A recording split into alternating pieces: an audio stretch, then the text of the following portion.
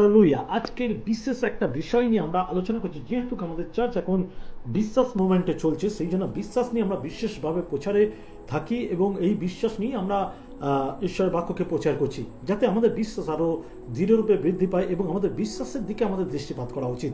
তাই একজন বিশ্বাসীরা বিশ্বাসের পথে চলে। একজন বিশ্বাসীর বিশ্বাসের পথে চলাটা ইম্পর্টেন্ট। আমি যদি নিজেকে বিশ্বাসী বলছি, তাহলে কিন্তু আমাদের প্রত্যেককে বিশ্বাসের পথে চলাটা ইম্পর্টেন্ট। আমি যদি বলি বিশ্বাসী অথচ বিশ্বাসের পথে না চলি, তাহলে কিন্তু আমি প্রকৃত বিশ্বাসী নয়। আর এইটা নিয়ে আমি চারটে পয়েন্ট দেখাবো আপনাদের। প্রত্যেকটা চারটে পয়েন্ট আমি তুলে দেখাবো এবং বাইবেল ভার্স দিয়ে দেখাবো যে আমাদের কিভাবে বিশ্বাসে আরো দৃঢ় হওয়া যায়, বিশ্বাসের পথে চলার জন্য আমাদের কি করা উচিত। তো প্রথম পয়েন্ট হচ্ছে, আমরা ঈশ্বরের অনুগ্রহ দ্বারা বিশ্বাসের মাধ্যমে উদ্ধার পাই। এটাকে বিশ্বাস করতে হবে যে আমরা আমাদের নিজের কারণে বিশ্বাসটাকে পাইনি, বিশ্বাসটা ঈশ্বরের অনুগ্রহের দ্বারা পেয়েছি। যদি দেখি তার জন্য একটা বাইবেল ভার্স দেখবো, এফেসীয় তার 2 অধ্যায় 8 থেকে 9। এফেসীয় 2 অধ্যায় 8 থেকে 9। আবার বলছি, রিপিট করছি, এফিসিয়ান্স চ্যাপ্টার 2 ভার্স 8 to 9। এফেসীয় তার 2 অধ্যায় 8 থেকে 9 বলছে, কেননা অনুগ্রহে বিশ্বাস দ্বারা তোমরা পরিত্রাণ পাইয়াছ। অনুগ্রহের বিশ্বাস দ্বারা, কেননা অনুগ্রহের বিশ্বাস দ্বারা তোমরা পরিত্রাণ পাইয়াছ, এবং ইহা তোমাদের হইতে হয় নাই, ঈশ্বরের দান, তাহা কর্মের ফল নয়, যেন কেহ শ্লাঘা না করে। আমরা বিশ্বাসী বলে অনেক প্রাউড ফিল করি। আমি আমার ক্ষমতায় বিশ্বাসী হয়েছি, এমন নয়। অনেকে বলে আমি যাচ্ছি চার্চে, এটা চার্চের ভাগ্য ভালো বা মণ্ডলের ভাগ্য ভালো। এটা কি তাই? আদৌ কি তাই? বিশ্বাসী হওয়াটা এটা ঈশ্বরের কলিং। বাইবেল যদি দেখি, সেখানে বলছে তুমি আমাকে মনোনীত করেছো, এমন নয়, আমি তোমাকে মনোনীত করেছি। তো ঈশ্বর যখন আমাকে মনোনীত করেছে, সেটা আমার জন্মের পর নয়, আমার জন্মের আগে, মাতৃগর্ভে থাকা তার আগে থেকেই তিনি আমাকে বাছাই করেছে। তো এটা কোনো অ্যাক্সিডেন্ট নয়, কোনো কাজ ছিল না, ঘরে বোর হচ্ছিলাম তাই চার্চে বিশ্বাসী হয়েছি, এমন নয়। বিশ্বাসী হওয়াটা ঈশ্বরের বড় পরিকল্পনার একটা পার্ট। আর সেই পার্টে যখন আপনি আর আমি বিশ্বাসী হচ্ছি, এটা গর্বের বিষয় ঈশ্বরের উদ্দেশ্যে বা আমাদের উদ্দেশ্যে, যে আমরা ঈশ্বরের একটা পরিকল্পনার সঙ্গে যুক্ত। আর সেই যুক্ত হওয়ার জন্য আমাদেরকে গর্ব করার থেকে বেশি সেই পরিকল্পনার দিকে দৃষ্টিপাত করা, আর তার জন্য চাই আমার বিশ্বাস। তাই এই বিশ্বাস নিয়ে গর্ব করা বা প্রাউড হওয়া বা লোককে দেখানোর জন্য বিশ্বাসী করা হয়নি। আমার বিশ্বাসের উদ্দেশ্য আছে, আমাকে ঈশ্বরের কলিং এর একটা উদ্দেশ্য আছে। আমি শুধু চার্চে বসে থাকার জন্য ঈশ্বর আমাকে আহ্বান করেনি, আমাকে শুধু চার্চে আসার জন্য ঈশ্বর আহ্বান করেনি, আমাকে মণ্ডলীর প্রোগ্রামের জন্য ঈশ্বর আহ্বান করেনি, আমাকে ক্রিসমাস বা ইস্টার বা গুড ফ্রাইডের জন্য ঈশ্বর আহ্বান করেনি, আমাকে নাম নেবার জন্য ঈশ্বর আহ্বান করেনি। ঈশ্বরের পরিকল্পনা আছে। তাই এখানে বলছে, কেননা অনুগ্রহে বিশ্বাস দ্বারা তোমরা পরিত্রাণ পাইয়াছ, এবং ইহা তোমাদের হইতে হয় নাই। এটা আমাদের কারণ নিজেদের মধ্যে দিয়ে হয়নি, এটা ঈশ্বরের দান, ঈশ্বরের গিফট। তাহা কর্মের ফল নয়, আমরা ভালো কর্ম করেছি তাই ঈশ্বর আহ্বান করছে, এটাও তা নয়, যেন কেউ শ্লাঘা না করে। এর জন্য শ্লাঘা করতে বারণ করছে। খ্রিস্টদের ভাই বোন, আজকে একবার নিজের দিকে তাকান। আমরা প্রতিনিয়ত ঈশ্বরের বাক্য যখন আমাকে টাচ করে, ঈশ্বরের বাক্য যখন আমার সঙ্গে কথা বলে, আমরা কি করি? পাশের জনের কাছে পাস করে দিই। এটা আমার জন্য না, ওর জন্য। এটা আমার জন্য না, অমুক ব্যক্তির জন্য। নিজে অ্যাকসেপ্ট করতে শুরু করুন, এটা আমার জন্য। ঈশ্বরের আত্মা আমার সঙ্গে কথা বলছে, ঈশ্বরের বাক্য আমার সঙ্গে কথা বলছে। যদি আমার মধ্যে কোনো দুর্বলতা থাকে, আমার মধ্যে কোনো মন্দতা থাকে, তাহলে ইমিডিয়েটলি সেটাকে অ্যাকসেপ্ট করা প্রয়োজন। হালেলুয়া। ইমিডিয়েটলি সেটাকে অ্যাকসেপ্ট করার প্রয়োজন এবং সেই মতন চলা প্রয়োজন। কারণ একজন বিশ্বাসী, সে যদি না শিখে, না পরিবর্তন হয়, তার কার্যের পরিবর্তনের ধারা না বদলায়, আর মনে করে আমি যেটুকুনি শিখেছি সেটাই আমার জন্য পারফেক্ট, এর থেকে বেশি আমার শেখার প্রয়োজন নেই, আমি সবকিছু জানি, তার আত্মা মৃত। কারণ সে আর শেখার মতন যোগ্যতাই নেই। কিন্তু ঈশ্বরের কলিংকে যখন আমরা অ্যাকসেপ্ট করি, তখন বিশ্বাসে আরো বৃদ্ধি পায়, এবং সেই বিশ্বাস আমাদের জীবনে তখনই আসে যখন আমরা বুঝতে পারি আসলে আমাদের কলিংটা কি। আমাদের কলিং চার্চ ভিড় করার জন্য নয়, আমাদের কলিং তার রাজ্যের কাজ করার জন্য। আমেন। 2 নম্বর পয়েন্ট আমরা শেয়ার করব, বিশ্বাসের মাধ্যমে আমাদের সব করতে হবে।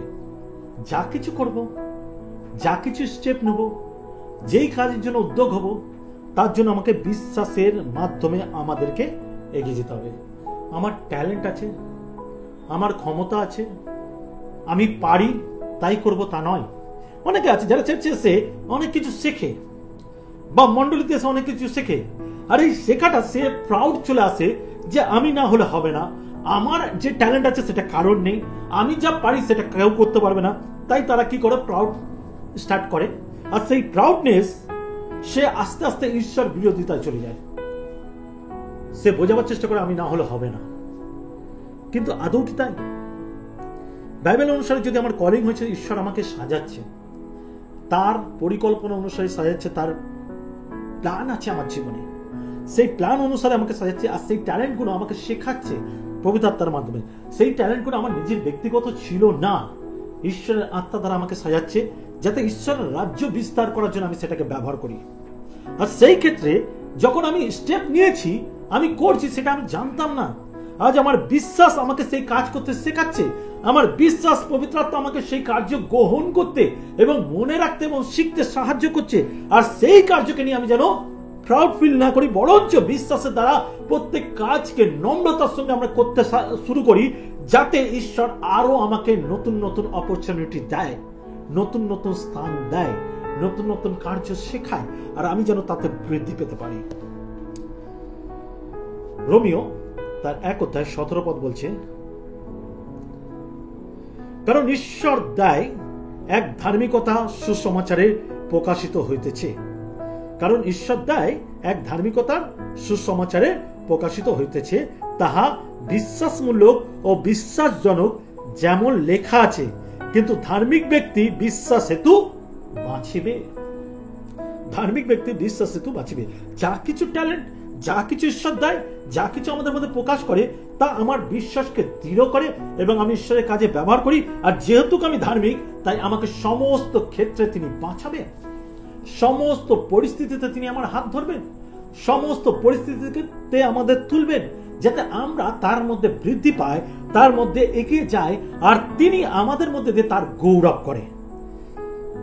খ্রিস্টতে ভাই বোন, বাইবেলের এক জায়গায় লেখা রয়েছে, আমার ঠিক মনে পড়ছে না সেই বাইবেল ভাষটা, বাইবেলের ঈশ্বরের বাক্যের সুসমাচার এমন জনকে দাও যাতে সে ক্যারি করে, মানে নিয়ে বহন করে। আপনি কি বহন করার মেন্টালিটিতে আছেন? আপনি কি বহন করার জন্য প্রস্তুত আছেন, না সেটাকে নিজের কাছে রেখে দেওয়ার জন্য প্রস্তুত? যদি রাখেন তাহলে আপনি তার যোগ্য না, আর যদি বহন করেন তাহলে আপনি তার মনোনীত ব্যক্তি। আমেন। 3 নম্বর পয়েন্ট, বিশ্বাস হলো ঈশ্বরের কাছ থেকে প্রাপ্তির চাবিকাঠি। বিশ্বাস এমন একটা চাবিকাঠি যার মাধ্যমে আমরা অনেক কিছু করতে পারি। বলছে তোমরা স্বর্গে যা খুলবে তা পৃথিবীতে খুলবে, যা পৃথিবীতে খুলবে তা স্বর্গে খুলে যাবে। তো বিশ্বাসই হচ্ছে সেই চাবিকাঠি। আসলে আমরা চাবিকাঠিটাকে বুঝি না। আমাদের বোঝা উচিত যে আমরা বিশ্বাসের মাধ্যমে কি পাচ্ছি। বিশ্বাস যেটা সবার প্রথম, বিশ্বাস আমাদের কি করে, বিশ্বাস করার দরুন আমাদের জীবনে কি আসে সবার প্রথম, সেটা হলো ঈশ্বরীয় জ্ঞান, স্বর্গীয় জ্ঞান, যে জ্ঞান ঈশ্বর দ্বারা আমরা পাই। আর যার জন্য যাকবের পত্রে বলছে জ্ঞানের জন্য যাচনা করে। যদি দেখি যাকব তার 1:5-7, যাকব তার 1:5-7, যাকব জেকব চ্যাপ্টার 1 ভার্স 5-7, যাকব 1:5-7, সেখানে বলছে যদি তোমাদের কারোর জ্ঞানের অভাব হয়, তবে সে ঈশ্বরের কাছে যাচনা করুক, তিনি সকলকে অকাতরে দিয়া থাকেন, তিরস্কার করেন না, তাহাকে দত্ত হইবে, কিন্তু সে বিশ্বাসপূর্বক যাচনা করুক, কিছু সন্দেহ না করুক। কেননা যে সন্দেহ করে সে বায়ুতাড়িত বিলরিত সমুদ্রের তরঙ্গ তুল্য। সেই ব্যক্তি যে প্রভুর নিকটে কিছুই পাইবে এমন বোধ না করুক। আমেন। এটা খুব ইম্পর্টেন্ট বাক্য, যেখানে বলছে বিশ্বাস আমাদেরকে এমন একটা সম্পর্ক গঠন করে দেয় এমন একটা ক্ষমতা দেয়, এমন একটা পাওয়ার দেয়, যার মাধ্যমে আমরা চাইতে পারি, আমরা আহ্বান করতে পারি, আমরা ঈশ্বরের কাছে সেই অধিকার দেখাতে পারি। আর যখন সেই অধিকারকে দেখায়, তখন আমাদের কাছে সেই অধিকারের দরুন একটা বিশেষ রাস্তা খুলে, সেটা হচ্ছে বিশ্বাস দরুন পাওয়া। বিশ্বাস আমাদেরকে পেতে সাহায্য করে, বিশ্বাস আমাদের প্রার্থনা করার ধরনকে শেখায়। আর সেই প্রার্থনা করার ধরন হচ্ছে যেন আমরা জ্ঞানকে যাচনা করি। জ্ঞান এমন একটা বিষয়, জ্ঞান থাকলে সেই দিকে আমি অনেক কিছু করতে পারি। অর্থ থাকলে শেষ হয়, জ্ঞান থাকলে শেষ হয় না। তাই জ্ঞানের প্রয়োজন, আর সেই জ্ঞান ঈশ্বর আমাদের দিতে পারে। বলছে ঈশ্বরের কাছে জ্ঞান চাও যদি তোমার বিশ্বাস থাকে, কোনো সন্দেহ না থাকে। যদি বিশ্বাস থাকে, তাহলে যদি আমরা জ্ঞান চাই অকাতরে, অকাতরের কথার অর্থ হলো আনলিমিটেড, লিমিটেড না, কিছুক্ষণের জন্য না, কিঞ্চিত কালের জন্য নয়, আনলিমিটেড। এখানে বলছে কারো যদি জ্ঞানের অভাব হয়, তবে সে ঈশ্বরের কাছে যাচনা করুক, তিনি সকলকে অকাতরে দিয়ে থাকেন।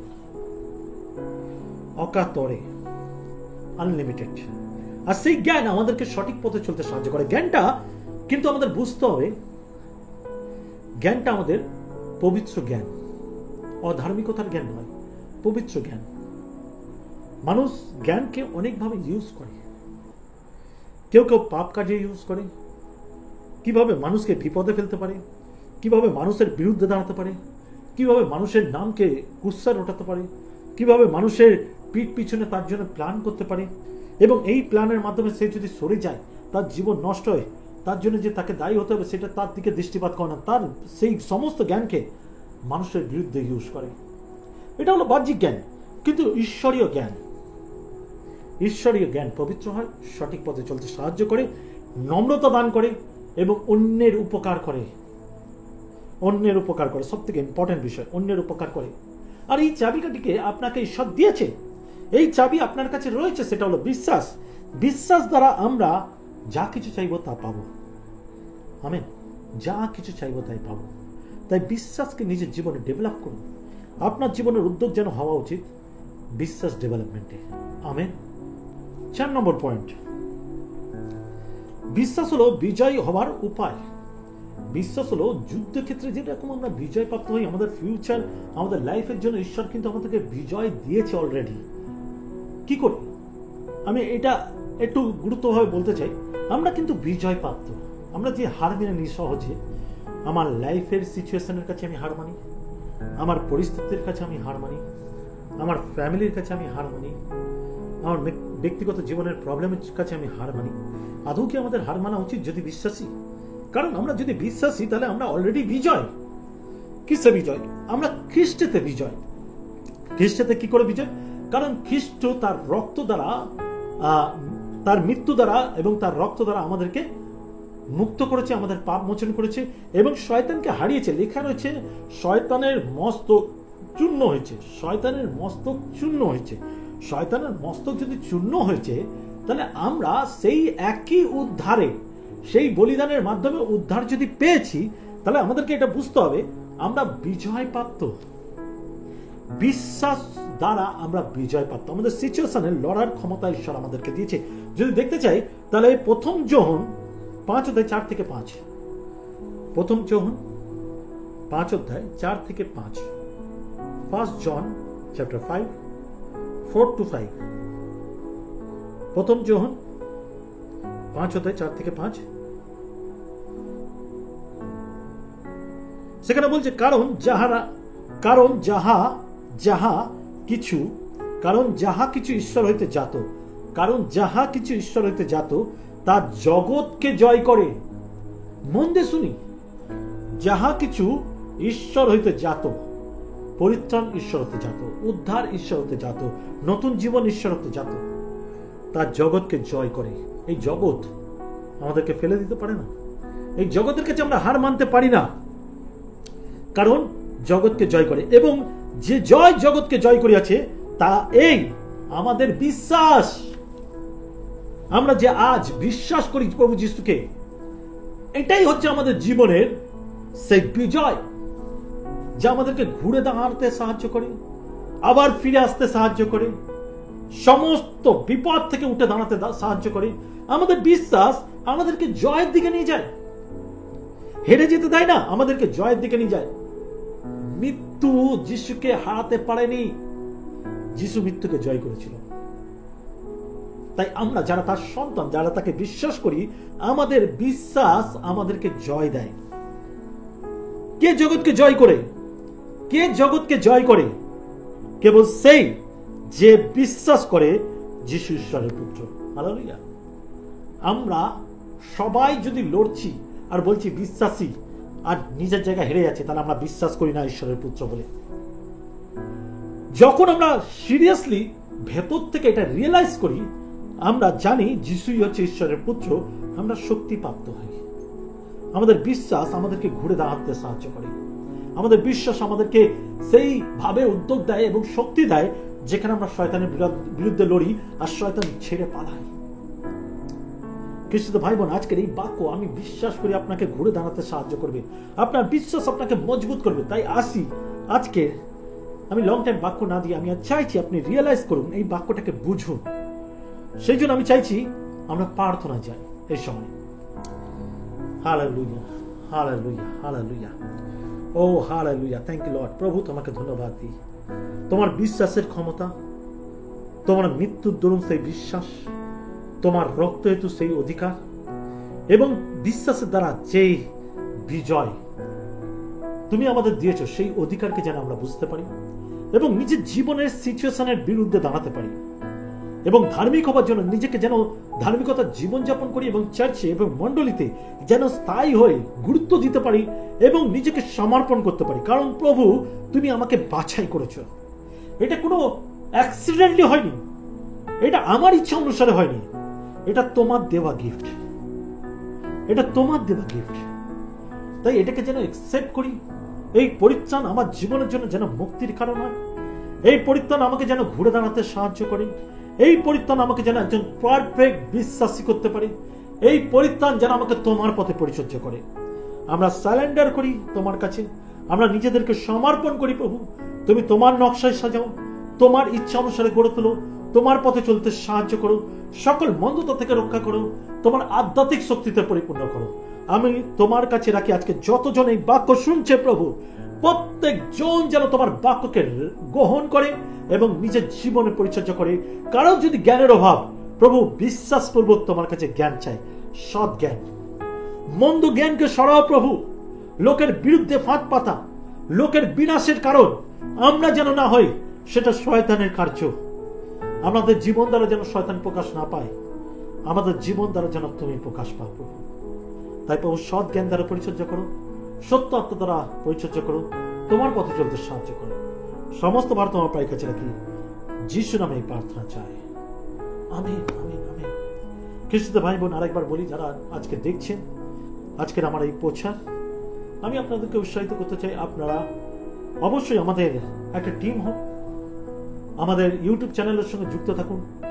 এই টিম হবার জন্য কিছুই করণীয় নেই। আপনি একজন বিশ্বাসী যদি হন, আমাদের এই চ্যানেলের মাধ্যমে কোনোভাবে উদ্যোগ যদি পেয়েছেন, অবশ্যই আমাদের সঙ্গে যোগাযোগ করুন, ওখানে ফোন নাম্বার দেওয়া রয়েছে।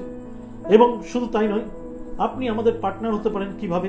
আপনি এই ইউটিউব প্রচারকে আপনার প্রিয়জন, আপনার আত্মীয় স্বজন, আপনার রিলেটিভের কাছে শেয়ার করুন এবং আপনার ফেসবুকে শেয়ার করুন, আপনি আপনার সোশ্যাল মিডিয়াতে শেয়ার করুন, যাতে অনেকের কাছে পৌঁছাতে পারে এবং তারাও যেন পরিত্রাণ পায় আর ঈশ্বরের আশীর্বাদ গ্রহণ করুন। বাইবেল বলে, তুমি আমার ধার্মিকতার রাজ্যের চিন্তা করো, তোমার যা কিছু প্রয়োজন আমি যোগাবো। ধার্মিকতার রাজ্য মানে কি? যেন আমরা তার সুসমাচার প্রচার করি। যিশুর শেষ আদেশ, সমুদয় জগতে যাওয়া, সুসমাচার প্রচার করো। আর এটাই হচ্ছে সেই কার্য। আপনি যদি ফিজিক্যালি সুসমাচার দিতে না পারছেন, আপনি এই সুসমাচারকে, এই বাক্যকে লোকের কাছে শেয়ার করুন। ভালো থাকবেন, সুস্থ থাকবেন, সবাইকে জয় যিশু।